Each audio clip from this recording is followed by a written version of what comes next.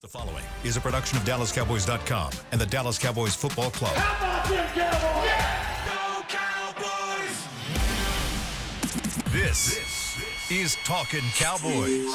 Streaming live from the Dallas Cowboys World Headquarters at the Star in Frisco. CeeDee Lamb, touchdown. Parsons has sacked it. Prescott keeps it, and he bangs it in for the touchdown.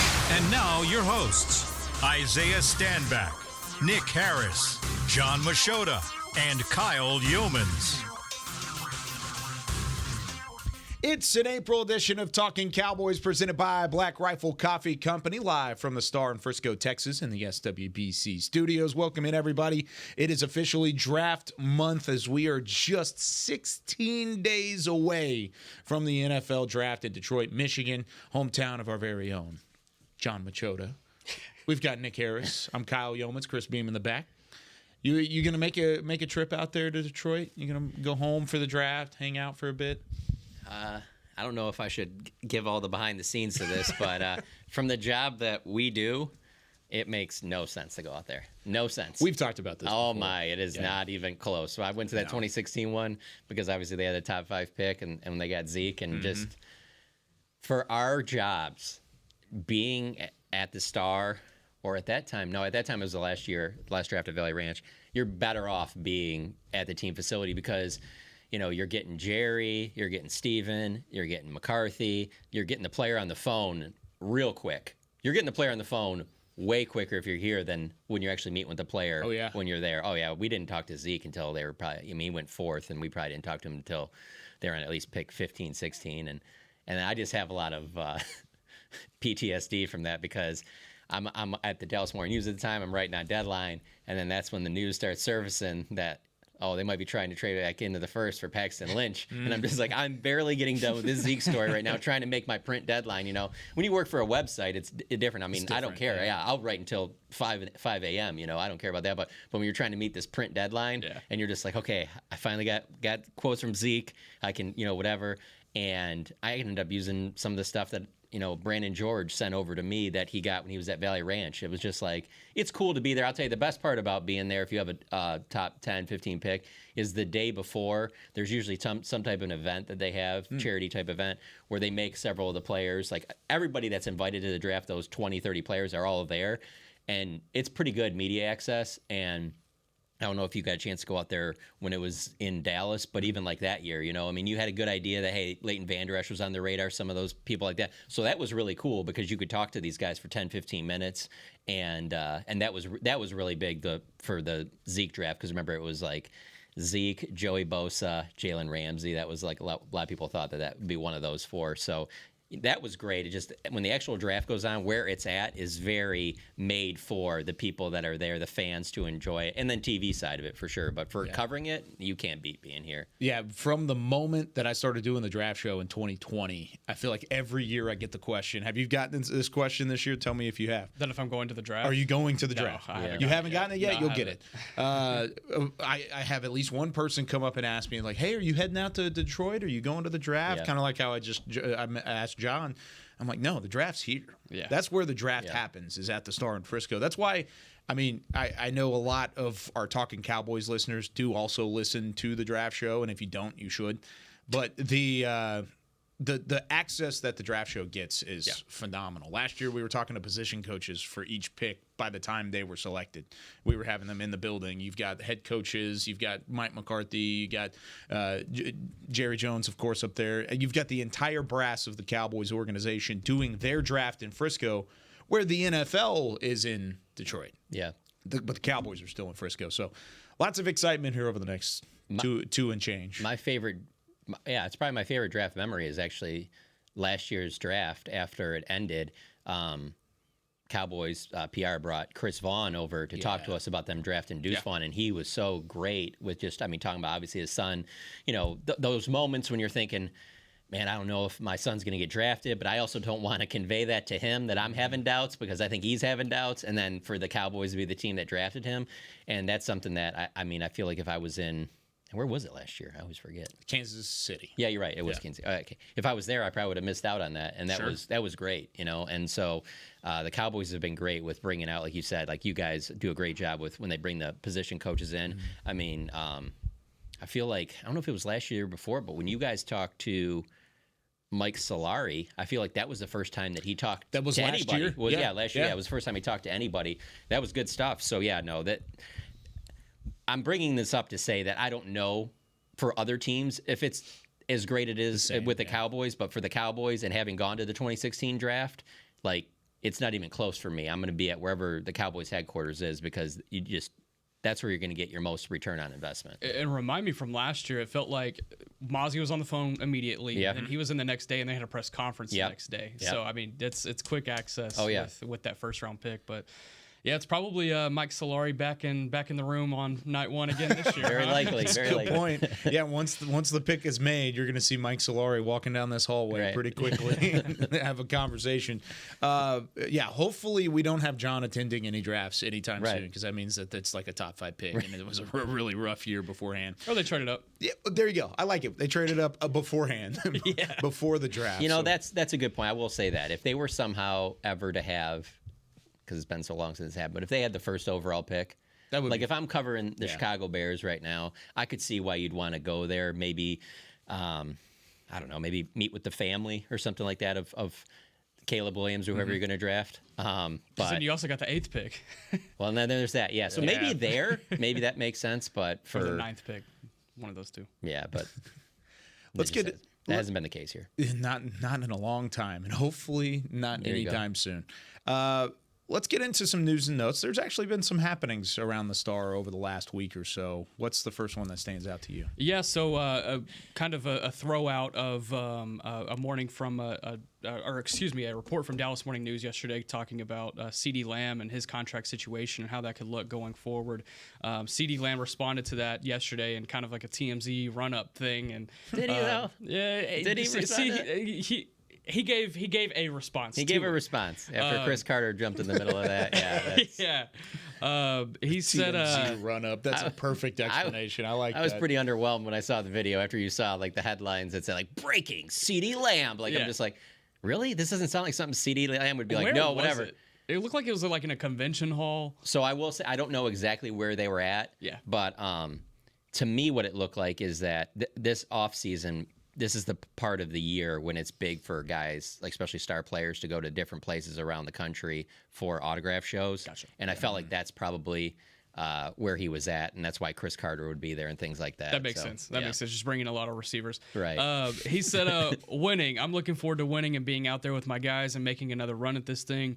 Yeah, I'll be in Dallas. And it was kind of funny. I was joking with Nick Eatman yesterday. I was like, what does Dallas mean? Because they practice in Frisco and play in Arlington. So, he could be at Dallas. They do camp in Oxnard. But I think we'll see. I don't think it's something to take too seriously at the moment. I mean, these contract negotiations have been ongoing since the season ended, according to front office personnel. So whether it's Dak, Micah, CeeDee that gets done first, I think that'll kind of set off the domino effect towards the other ones. I think when the offseason had started, if you would ask me, I was pretty certain that the order would go Dak, CeeDee, Micah. I think I'm starting to kind of reverb to the thought that it could be CeeDee, Dak, Micah. So we'll see which one gets done there first. The CeeDee contract is so strange because I'm sure the Cowboys want to get it done ASAP, obviously, for many reasons. But you look on the CeeDee side of things, and Jamar Chase, Justin Jefferson, those are still guys that are waiting on long-term deals, and we're in the same draft class, both of them. Yep. And T. Higgins as well. I know he wasn't in the same draft class, but you're pushing that out. Brandon Ayuk. So there's a lot of receivers that are kind of just waiting on this market to kind of set itself. If you're CeeDee, why would you be the first one to pop? If you're talking from CeeDee's standpoint and CeeDee's agent standpoint, why would you sit and take that first number that pops up? So I think that one could get interesting as time goes on. That's probably one that, maybe once they get out to Oxnard, it's like a Trayvon Diggs situation where they sit down and are able to hammer it out. But going into that fifth-year option, I think a lot of Cowboy fans would be a little bit stressed seeing CeeDee also being in the final year of his deal. I agree with you on CeeDee. I think will be the first one out of that group that gets done. But you say the Trayvon Diggs thing, that's because stuff kind of started going before we even ended up in Oxnard. Yeah. So on one side, it could be like Trayvon Diggs. But on the other side, Could be like Zach Martin. Yeah, that's fair. Could be. know, and if you're CeeDee Lamb, I mean, just look at the results of what happened with the Zach Martin thing. It's very. I can understand if a player wasn't to show up like that, to use that as leverage if they, feel like they're that next guy, like CeeDee obviously feels like it. So when I watched that interview, I took it as, yeah, he's going to be playing in Dallas, but I didn't take that as like, no, there won't be any possible not showing up or anything like that. Like, I don't know about that. I wouldn't rule that stuff out. That would not surprise me at all for a player to do something like that, to get some leverage in a contract talk. But I think that I think both sides could come together and get a deal done before the Jefferson Chase thing figures itself out. I think it's just about everyone getting together, and whoever side needs to be more into that. I don't know who that is, but that needs to happen because CeeDee Lamb has shown you the body of work is there. He deserves to be paid like one of these top wide receivers, just like Trayvon Diggs deserved to be paid like one of these top cornerbacks. And so, yeah, I just feel like Nick said, that will be the first one because there's not a lot of leverage left here as far as I'm concerned. Like there's no gray area. Like he is the guy. He is a star wide receiver. You gave him 88 for a reason. He's done nothing but live up to that. So get that deal done, and that will help you in other areas as well. CeeDee Lamb trying to doing the same thing that he did in the 2019 college football playoff, and that's let the LSU wide receivers beat him. All right. That's what happened in the college football semifinal in 2019. Let those LSU wide receivers beat him to the punch. That way his contract's much bigger, and he can get to that point. I don't know if that's actually the case. I do think there is a legitimate sentiment from CeeDee Lamb that he knows this is a great place for him. He knows what he's done so far on the field. He knows how it's helped grow his brand off of the field. He wants to be here, and he wants it to work out. And honestly, the Cowboys want him here too. That's the thing is you look back at all of these legitimate talents that the Cowboys have had, and you can hate on the fact that they haven't made the outside signings and free agency all you want, and I would probably back you up in that sentiment. But in terms of the guys that are in-house that are legitimate talents, what's the last guy you didn't retain for a second contract or a third contract based off of their production? I think there's a very short list of names that you haven't been able to retain from in-house, and I think CeeDee Lamb is right there at the top of the list. Yeah, I don't remember if let him walk. I don't remember if he got 2 or was on his third contract, but the only really talented player that they've let walk that might have been a little surprising at the time would have been DeMarcus Ware, but even he was at a part in his career where it didn't line up with. That was probably his third contract, right? Yeah, I think so. It just didn't line up with where they thought that team was going to be in 2014. If they knew that team was going to be able to put together that season they did, I don't see them moving on from him. And I mean, it's hindsight's 2020, but you look back on it and you just think, man, what that 2014 team could have been with DeMarcus Ware. But that's the only player that comes to mind for me where, people will bring up, well, they didn't bring back Biotish or they didn't bring back Dorrance Armstrong or Tyron Smith. And I'm like, I get your arguments on those. They're obviously starting players and things like that. And Tyron Smith is, Ring of Honor Hall of Fame guy. I get that. But when you factor in where they are in their career, I don't put those in the same category as a Ware who goes on and wins the Super Bowl. I don't know. Maybe Tyron stays healthy and the Jets go on to win the Super Bowl. I don't think that's going to happen. I don't think the Jets are going to win the Super Bowl. But that was, Ware on that Broncos team showed that he still had a lot of, tread left on his tires. So that's the only player that I think of in the last decade plus. I think it gets done. I do. And it may be a training camp situation. It may be out of the blue. I think it's more likely it's a training camp situation than it is out of the blue. I think it happens over time, kind of like what you said with Trayvon Diggs. There were talks going into Oxnard, and then it settled in Oxnard. I think it's going to be something similar like that moving into the offseason. I always wonder, real quick, I want to add on there. I always wonder if Jerry Jones, because of his experience in the business and because what you said about how those guys never usually get, I just feel like he's got a confidence about this that's on a different level than I would say most fans that you interact with on Twitter who it's much more like the sky is falling when the contract isn't done. Like, why are we still dragging this out or whatever like that? Wait, the sky is falling on Twitter? No. But with Jerry, I don't think that he feels that way. And that could be a good thing, could be a bad thing. I don't know. But I'm just saying that I don't get the sense from him and then his body of work that he gets as concerned about that stuff as people on the outside. Maybe he should be. I don't know. But it doesn't seem like he does. Yeah. What else for news and notes? So they did make one free agent signing last week, bringing back Chuma Edoga to the fanfare of Twitter as well. So yeah, bringing back Sky's another falling again. Yeah, exactly. Bringing back another depth offensive lineman. Honestly, I think I said this back many times last season. I liked what he did whenever he filled in the interior. If he could be a left guard replacement if somebody gets hurt, I'm okay with that. Moving him out to tackle, I never really felt like allowed his athleticism, or it didn't play towards his athleticism. He's more of a phone booth guy. He's got that wide body set. If he could be a depth guy in the interior, then that's not a bad signing, especially at the price that they got him. They need those bodies.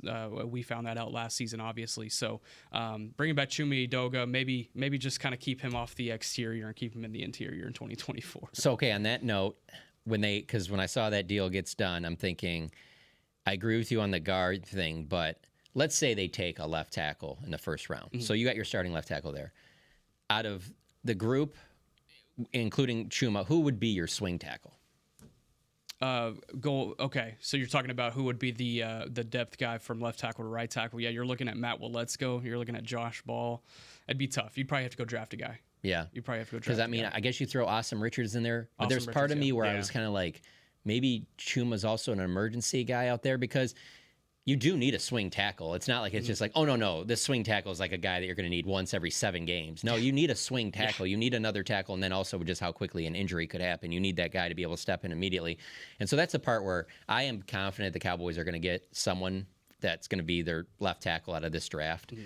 And I just kind of wonder who will be that next guy in line out of everybody that you said. Maybe we go to Oxnard and it figures it out. Maybe we're out there and we're just like, man, Austin Richards looks great, or Josh Ball looks like he's really taking a step. Maybe that happens, but as we sit here today, I just don't know. Like there really isn't that guy. And so if I'm feeling that way about swing tackle, it's hard for me to feel that way about no. If they don't get a left tackle in this draft, one of these guys on the team can do it. Yeah. If that's the case, then to me it's probably Tyler Smith, and I don't think that that's the best move to do that. You don't want to move him? No.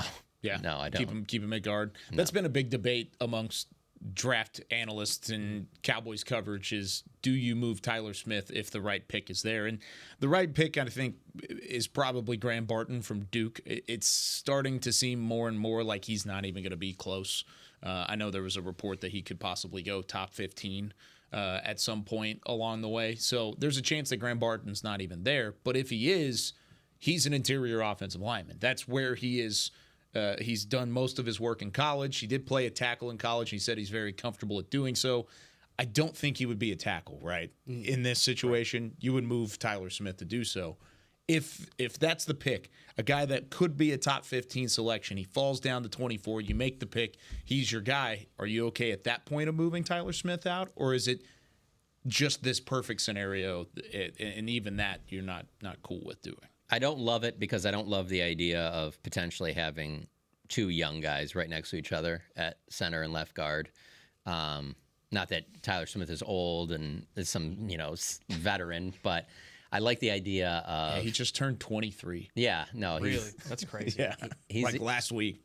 He's a young dude, but I like the idea of finding somebody to play tackle in that first round.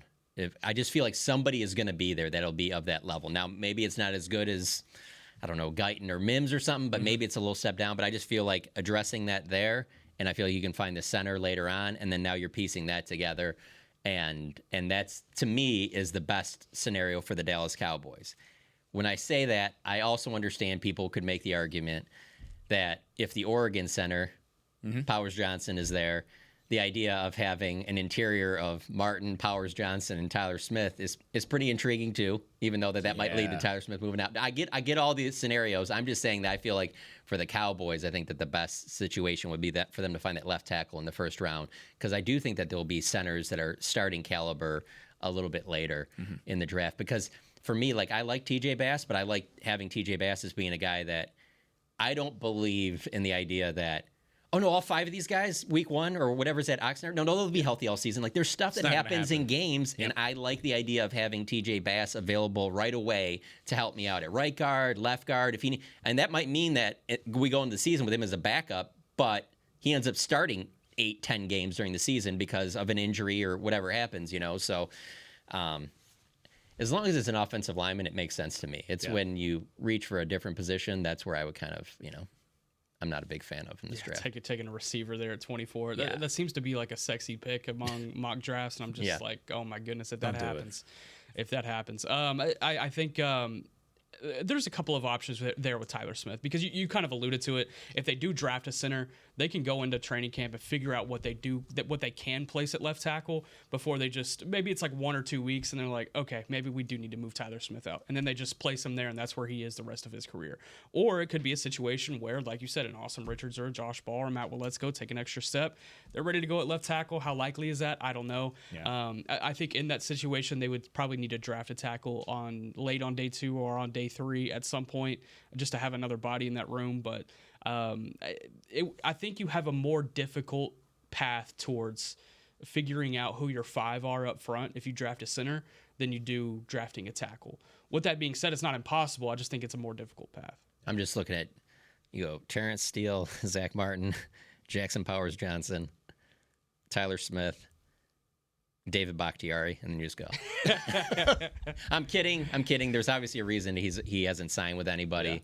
But on paper, it looks great. It sounds fun. It looks great on paper. Definitely sounds fun. Madden, we're having fun. And then you've got some backups. Right. You've got Chuma Edoga that can come in. Bass. You've got DJ Bass, Brock Hoffman. Now you're cooking with gas. Right. Let's make it happen. All right, let's take our first break. When we come back, we're going to take your fan calls, talking to Cowboys Nation a little bit. 888-855-2297. Give us a call. We'll be right back with more Talkin' Cowboys right after this.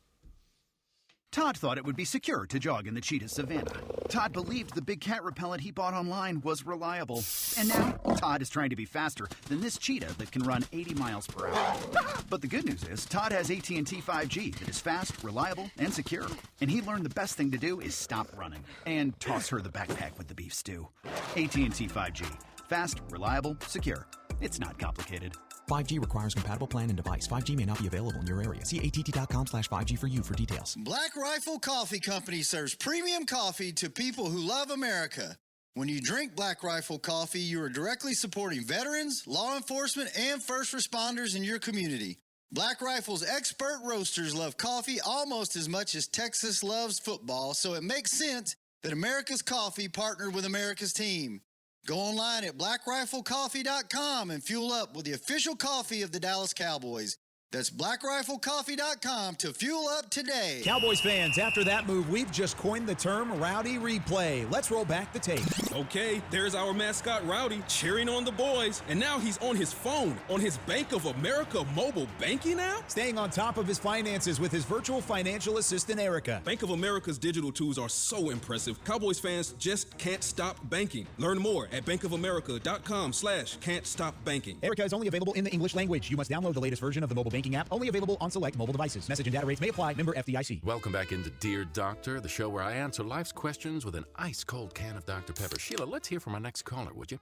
Dear Doctor, my friend supported me during a tough time, but what's the right gift that says, thanks for being a shoulder to cry on? Okay, this one's easy. I say give her a delicious Dr. Pepper. Nothing says, thanks, girl, better than a one-of-a-kind soda. Yes, any Dr. Pepper flavor will do. Now, just a reminder that I don't need to be a real doctor to know that Dr. Pepper is the one you deserve. Back to Talkin' Cowboys. Back here on Talkin' Cowboys, presented by Black Rifle Coffee Company, the official coffee of the Dallas Cowboys. This portion of the show is brought to you by Quaker Oats, a super trusted superfood. Quaker Oats, the official oatmeal sponsor of the Dallas Cowboys. Back here with John Machota, Nick Harris. I'm Kyle Yeomans, Chris Beam in the back, and that read is just not the same without Isaiah Stanback. Yeah, because you know damn well I didn't eat my oats. Yeah, didn't work out, didn't eat your oats. Not having Isaiah for these oat reads just isn't the same, which is why we called out to the West Coast. This is West Coast Stanback. This is going to work in L.A. Stanback. What's going on, Isaiah? What's going on, fellas? Welcome back to the show. Are you getting your suntan in this week? Are you getting some nice and relaxing time off out on the West Coast? You know what? Actually, I am. I'm sitting up here doing a little studying up here at the desk in the hotel room, looking at the beach. I got my workout in this morning. I channeled my inner, KY. Got my little burn in this morning, and then I got my oats in. You that did was get your all, oats that in. was all good. Yeah, I got my oats in. What, did they have like complimentary breakfast in the hotel lobby or something? Is that where you got it at?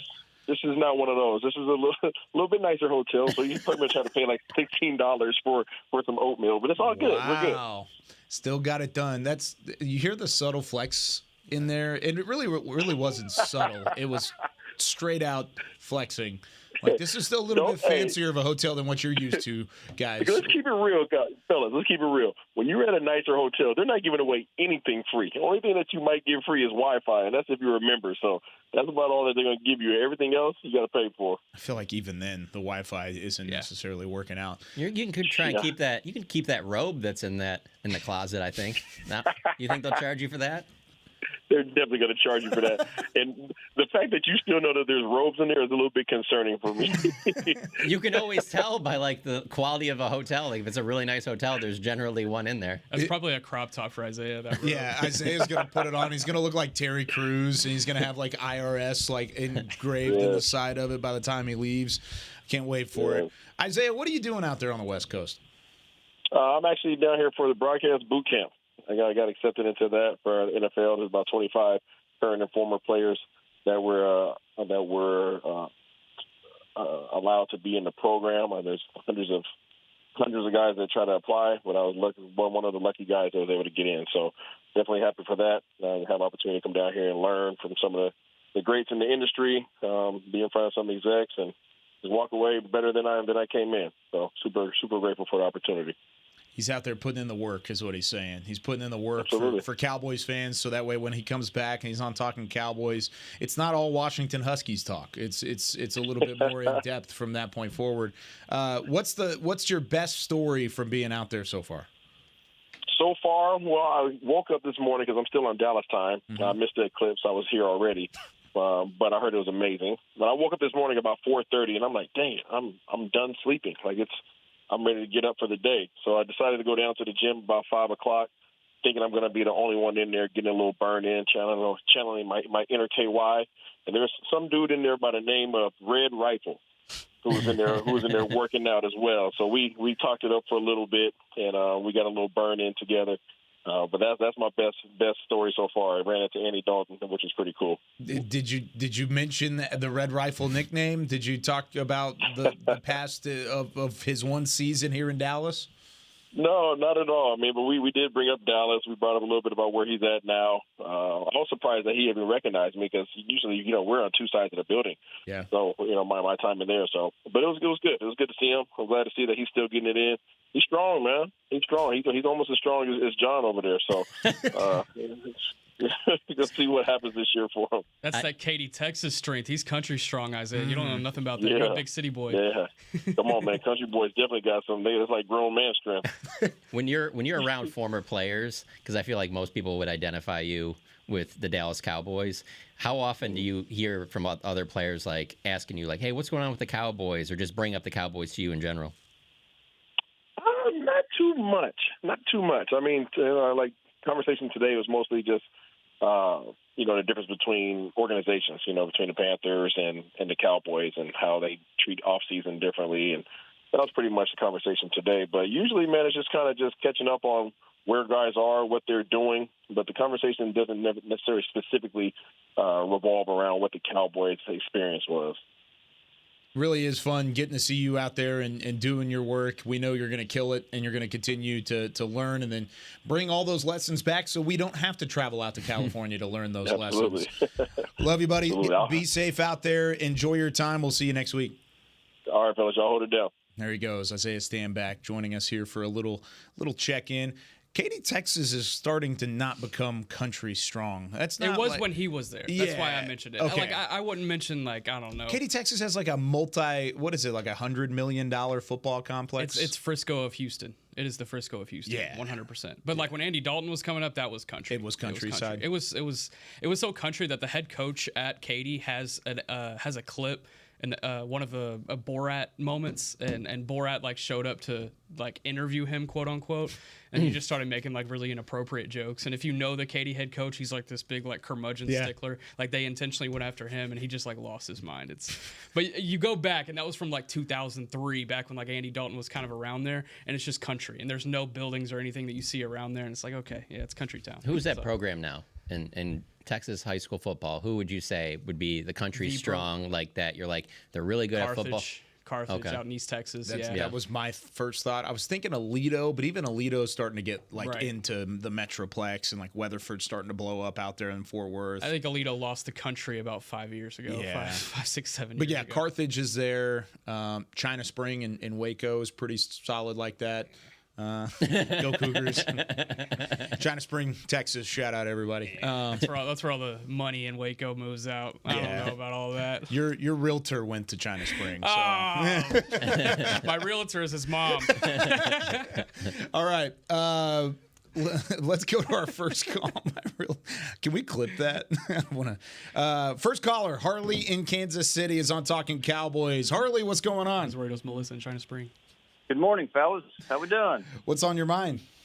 Well, I'm going to say first-time caller, long-time listener. Sad that I get in today when Mr. Stanback's out loafing around in California. I know. How about that? That just means you got to call in again next time. I'll do my best. Sometimes you guys don't do this every week, and then it's kind of a struggle to get in sometimes, too. I know. We'll be better. So I became a big Cowboys fan in the 70s, grew up in the country. Only thing on TV was Cowboys and Redskins, living on a farm. And so I'm kind of giving you a backdrop to my history and diehardness with Dallas. And you know, everybody knows the drought. You guys do a great job. Everybody there does a great job, Mickey and Brian and so many others. And I haven't heard this. I know this isn't going to happen, but I think back to how much that Herschel Walker trade hurt in the late 80s, but what that done. And, this team's got a bunch of pressure every year, and we just constantly, in the last 28, 29 years, been living in disappointment as Cowboy fans. And it would just, I don't know, this scenario, I know it's going to sound crazy, and I know it's not going to happen. But, I agree that CeeDee needs to be – all these guys need to be paid. It's sad truth with what they're making, but it is what it is. But, the pressure this team has going in and year out, and you got this year, it seems like there's going to be so much pressure on Mike and Dak that, they're not making the moves they've made in the past and been able to do things. And it just seems like this pressure is going to be even more this year compared to other years with them having to perform and make the playoffs, and the schedule's brutal. Mm-hmm. And so, as a diehard fan for so many years, it wouldn't bother me. I know it would stink, but, Dak's going into his 9th year. There's only 2 quarterbacks that have made their first Super Bowl playing this long, and it's been Peyton Manning and Ken Anderson. So the odds of him making it aren't that good. Nothing against Dak. Great leader, great person, great man. But I wouldn't be opposed for them trading him, trading Micah because of the stuff that's coming. I know he's great too, and this is going to be a familiar, high five conversation that I'm coming out with here. But keep CeeDee, stockpile some draft picks, because if we already know going into a season that we're going to struggle anyway, and we trade Dak and we trade Micah and the reason I say Micah is because of some of the comments and some former players think there's some selfishness in there. Mm-hmm. But stockpile some draft picks, go forward with CeeDee, rebuild this so we know as fans what we're getting into, instead of this pie in the sky that we've had for the last 29 years that we think we're going to get to the playoffs and win, and it consistently doesn't happen. So I'll listen off the air. Thank you guys for taking my call. Appreciate all you do and all your time. No, appreciate the call, and there's a lot of points there that it certainly is going to take a minute to digest, but that's the all-out approach. You hear the all-in all the way through.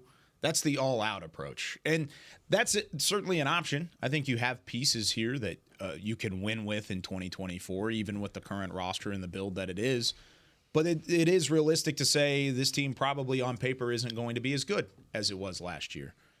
But that's blowing it all up and starting all the way from scratch. And I mean, I'm not interested in doing anything like that because you do have a quarterback that could be franchise level and is franchise level. He was second in MVP voting last year. You have an elite wide receiver, elite tandem of defensive backs, and you have an elite pass rusher. You can build around that and still win some games, but that's my thought. What do you think? One caveat is Dak's no trade clause, and I just don't feel like he would approve any trade right now and to go anywhere. He's making $55 million this year in the most polarizing and visible for sports franchise in the world. But let's entertain the idea of trading Micah for a second. What could you get from him? Let's theorize. So let's say you trade Micah to the Cardinals. You're able to get the 4th overall pick and their 27th, right? You have the 4th overall pick. You're sitting there. You can't hit up Minnesota. They want that 4th overall pick. They want J.J. McCarthy. So you give them 4, but you take their 11 and their 23. So you have 11, 23, 24, and 27 there in the first round. And go ahead and throw an extra first rounder in next year. So you basically have 5 first-round picks in the course of the next 2 years. Do you feel like you can get another Micah with one of those 5 picks? The odds are not great, but you're going to have 5 first-round picks. That would be the all-out approach 100%. Wouldn't that be 6 first-round picks for next year? Because you have 2 next year, so you'd have 6 over 2 years. You have the Cowboys pick as well. But yeah, I would Arizona do that, though? Would Arizona trade their 4th and 27th pick this year to go? They're not going to draft a quarterback. For Micah Parsons? For Micah. Would they do that? I'm just saying, for Micah Parsons, I feel like the price would be high. But Micah's going to sign up a long-term deal here. He's going to be the highest-paid defensive player in NFL history. That's going to happen. I think, in my opinion, that happens next offseason. And he's going to be here for a really long time. I just wanted to entertain the idea for a second. No, it is entertaining. It's a facet. That would be the Herschel Walker of this generation. Would be to blow Herschel it up Walker like that. plus one. You know? Yeah. And that doesn't even include trading Dak in that regard. Yeah. That doesn't include trading your franchise quarterback. You've got 4 and 27 with Arizona initially, and then you get on the phone with Minnesota. You just got to beat Minnesota to the punch is all. I'm pro chaos, and I think John is sometimes too, because I don't have a ton of emotional attachment whenever I'm covering a team. So sometimes I want chaos. That would be chaos. Pure and utter chaos. Pure utter chaos. So yeah. My biggest cover. I'm like halfway in, but I just don't think it's realistic. It's not realistic at all. But it would be chaos. I couldn't have Twitter for a good 3 weeks. I do like chaos to a certain extent. In a sports fun way, not in life. Good point. So my biggest takeaway when the caller was saying all of that is I don't think it's a bad idea.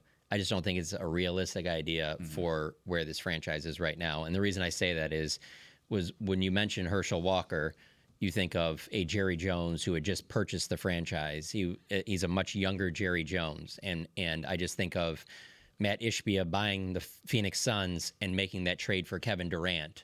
When you first purchase a franchise, you're going to be a lot more bold with moves like that than you are later on. I maintain I don't think Matt Ishbia will be making moves like that 10 years from now. I just don't. He might, but I don't think he will. That's what a young new owner does is bold moves like that. And hey, it obviously worked for those early 90s Cowboys. It might pay off for the Suns. I don't know. But what I'm getting to is I just don't see Jerry Jones wanting to do that now at the stage he's at in life. I think he would rather keep this crew together and try and put pieces in around it. I think he believes that's the closer way to get it done than to make a move like that where, I mean, who knows? The NFL is a young man's game. Doing that, the scenario you said, that could turn you into a really good team if you hit on some of those. I mean, yeah, you can basically get 6 swings at it, and it's in the first round you're about a 50-50 hit rate, right? There's a lot about last year's draft that really helped that Lions team have the season that it did. I mean, if you get a lot of those picks, you're obviously not going to hit on all of them, but if you hit on, let's say, 3 or 4 of them, then that brings great value, and also none of those guys on those rookie contracts are going to be making that elite of the elite money. So it's not a bad idea at all. I just don't see it happening with this particular franchise at the stage it's at right now. Yeah, definitely an idea. And there are options on where this thing could go throughout the entire offseason. There's options for every move that this front office is going to make. And I just don't think either one of those are really likely, and it could end up turning into something down the road. All right, let's take our second break. Nebby, hold on. We're going to get to you here in a couple of moments. We'll talk to you on the other side of this commercial break. More Talking Cowboys. We'll return in a moment. They say champions are remembered, but legends are never forgotten. United Ag & Turf offers a winning lineup of John Deere equipment built to tackle any challenge on and off the field. Legendary John Deere tractors, combines, residential mowers, commercial mowers, compact construction equipment, Gator utility vehicles, and a full line of golf and sports turf equipment. United Ag & Turf, the official Ag & Turf equipment supplier of the Dallas Cowboys. Visit UnitedAgAndTurf.com to find a location near you. Are you ready to take coffee off your grocery list forever? Black Rifle Coffee Club is here to help. As a coffee club member, you'll get your favorite coffees roasted, packaged, and shipped to your door free of charge on your preferred schedule. Set it, forget it, and never run low on coffee again. Members also get exclusive deals on coffee, products, and discounts from partner brands. Ease your mind and let Black Rifle worry about your coffee supply. Go to blackriflecoffee.com to join the coffee club today. It's the official men's skincare brand of the Dallas Cowboys, Jack Black. And right now, Cowboys fans can get 15% off their $75 order. Plus, because every deal needs a playmaker, your order will include a free 5-piece skincare set and free shipping. The Jack Black Playmaker is 4 of Jack's favorites and a full-sized intense therapy lip balm. Make a play for the playmaker at getjackblack.com/Cowboys with the code CowboysVIP. That's getjackblack.com/Cowboys with the code CowboysVIP. Todd thought it would be secure to jog in the cheetah savanna. Todd believed the big cat repellent he bought online was reliable. And now, Todd is trying to be faster than this cheetah that can run 80 miles per hour. But the good news is, Todd has AT&T 5G that is fast, reliable, and secure. And he learned the best thing to do is stop running and toss her the backpack with the beef stew. AT&T 5G. Fast, reliable, secure. It's not complicated. 5G requires compatible plan and device. 5G may not be available in your area. See att.com/5G for you for details.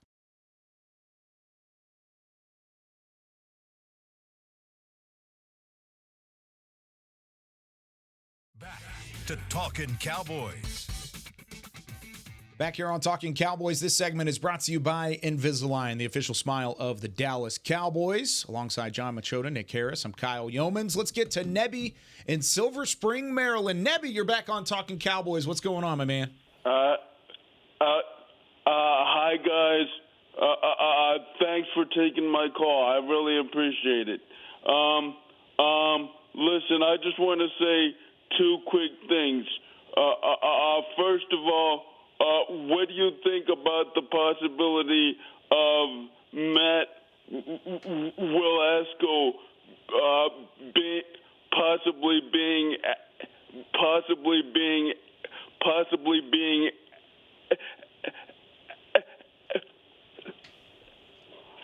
our swing tackle? And secondly, I just want to say that while I might be in the minority on this, I just want to say that I'm actually fine. I'm actually okay with the fact that we haven't been active in free agency, and the reason why is because, quite honestly, we don't have the salary cap space to be active in free agency. Therefore, we must build through the draft and hope that we win a Super Bowl championship that way. Take care. Thanks so much for being patient with me, and have a great week. Bye. Great call, Nebby. Well done. Whenever it comes to Matt Willetsko, that's the biggest question right now, I think, in that offensive line room. He and Awesome Richards, you guys brought it up a little bit in that first segment, but you need something out of Matt Willetsko. This is probably his last shot with the franchise to show he can remain healthy, remain durable. That's number one, step number one, and then be a considerable swing tackle at that spot if he can stay on the field. Yeah, that shoulder subluxation stuff is so tricky, and it happens in every sport, weirdly enough. But playing the offensive tackle position, that's something you need desperately. There were times at training camp last year where he looked good. He looked on par to make a 53 man. I don't think there was any question about that. If he was healthy last year, do they go with him instead of Chuma Edoga? I don't really know in those depth situations because we haven't seen a whole lot of Matt Willetsko. We saw him a little bit in the preseason last year. We saw him a little bit the previous season, but I don't think there's just not a lot known there. As far as what are the odds he could be that swing tackle, he'd have to come in and stay healthy. I think that's just the biggest thing, and until then, we don't really know the answer to that question. But and also about draft and develop, I think there is kind of a silver lining in the fact that they do have Will McClay up there in the scouting department. They do have a scouting department that has done a similar challenge that they need to accomplish this year. They did that back in 2022 with that draft class. Now, what are the odds of having a repeat performance of that? Not great at all. But I think there is a high hope to be able to go and have a strong draft class this year with the 7 picks that they do have. There's talent in all 3 days, and they'll find them. Undrafted guys, they'll find them. So, I think this time next year, we'll be talking about a lot of interesting 2024 draft class names in a different light than how we talk about the 23 draft class. Yeah. Health is number one with me with Willetsko. I feel like if you tell me that Willetsko can stay healthy for a full season, I think that he could be a good swing tackle, maybe more. I feel the same way you could possibly be with Asim Richards or Josh Ball, but is that really gonna happen, And from all I can go off of is what I've seen so far. And so from what I've seen so far, I'm doing everything in my power to take a left tackle as early in this draft as possible because I don't want to have to rely on a lot of not knowing what I have, And if one of those guys or heck, all of them ascend to a level where you're like, man, these guys are all like they're going to be solid NFL players. Well, that's great, and that's a great problem to have. But as I sit here today, if I'm running the team, I don't know that I feel that confident about it. I'd find it hard to believe that they don't feel like they were going to get more investing those picks, 4th, 5th round picks, that they weren't going to get at least one of those guys to emerge into a swing tackle, a potential starter, and it just hasn't happened for them. And so, but on the draft side, I have a ton of confidence in Will McClay. Yeah. Like I do think that he's the right guy to win the way that they're built right now. To spend big on a few pieces and then have to draft to fill in the ones around.